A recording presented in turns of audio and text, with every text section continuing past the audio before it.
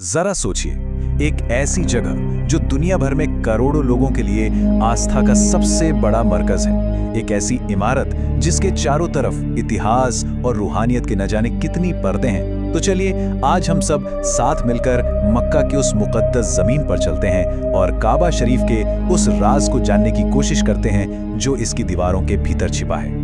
ये एक ऐसा सवाल है जो दुनिया भर में लाखों करोड़ों लोगों के मन में उठता है कि आखिर उस काले घिलाफ से ढकी इमारत के अंदर है क्या?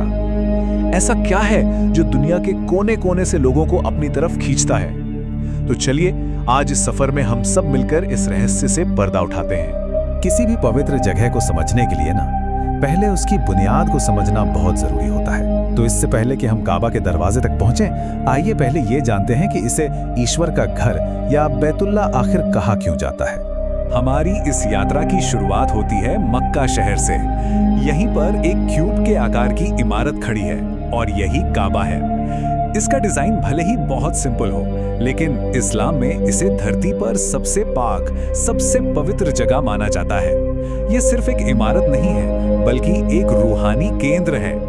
इसका एक और नाम है जो इसके असली मकसद को बताता है, बैतुल्ला। अरबी ज़बान में इसका मतलब है अल्लाह का घर। सोचिए, ये सिर्फ एक नाम नहीं है, बल्कि एक एहसास है। एक ऐसा एहसास जो दुनिया भर के करोड़ों लोगों को एक गहरे रूहानी रिश्ते में बांधे हुए है। तो काबा का असल काम क्या है? ये एक साथ कई भूमिकाएं निभाता है। ये किबला है, यानी वो एक दिशा जिसमें दुनिया का हर मुसलमान नमाज पढ़ता है। इसकी पहचान है किस्वा, वो शानदार काला रेशमी कपड़ा जो हमेशा इसे ढके रहता है। और सबसे बढ़ के ये हज का दिल है, जहां हर साल लाखों लोग आस्था के समंदर में एक साथ मिल जाते हैं। तो चलिए अब हम अपनी इस यात्रा के उस पड़ाव पर पहुंचते हैं जिसका हम सबको इंतजार था। हम काबा के दरवाजे के और करीब जा रहे हैं, ये जानने के लिए कि इस गर्भगृह के अंदर आखिर है क्या। लेकिन अंदर झांकने से पहले एक पल रुककर सोचते हैं। अक्सर लोग क्या सोचते होंगे? शायद सोने चांदी से भरा कोई खजाना या कोई गहरा आसमानी राज। लेकिन असलियत, जैसा कि हम देखेंगे, इन सब बातों से कहीं ज्यादा गहरी और सादा है। काबा के अंदर दौलत नहीं, बल्कि एक अजीब सा सुकून और सादगी बसती है। तो चलिए अब हम अंदर कदम रखते हैं। यहाँ क्या दिखता है? कोई सिंहासन नहीं, कोई सोना चांदी भी नहीं, बस 3 लकड़ी के खंबे हैं जो छत को थामे हुए हैं। पैरों के नीचे संगमरमर और पत्थर का फर्श है। दीवारों पर अल्लाह के नाम की बेहद खूबसूरत लिखावट है और छत से कुछ दिए लटक रहे हैं जो एक धीमी सी रोशनी बिखेर रहे हैं। बस एक शांत, पवित्र और एकदम सादा कमरा। अब जब हमने इसकी सादगी को देख लिया है तो जाहिर है एक सवाल मन में जरूर आता है कि अगर अंदर इतनी सादगी है तो फिर दरवाजे पर इतना सख्त पहरा क्यों है?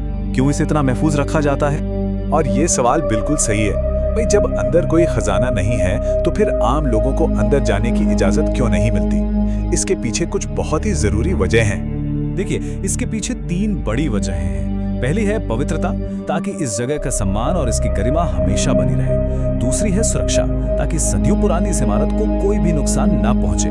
और तीसरी और शायद सबसे अहम वजह है व्यवस्था। जरा सोचिए, अगर लाखों लोगों को एक साथ अंदर जाने दिया जाए तो क्या होगा? भीड़ को संभालना और लोगों को सुरक्षित रखना नामुमकिन हो जाएगा। तो फिर अंदर जा कौन पाता है?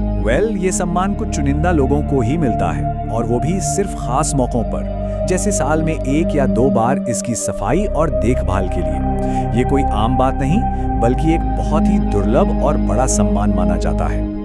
और अब हम अपनी यात्रा के सबसे अहम हिस्से पर पहुंच गए हैं। अब हम जानेंगे कि काबा का असली रहस्य आखिर है क्या।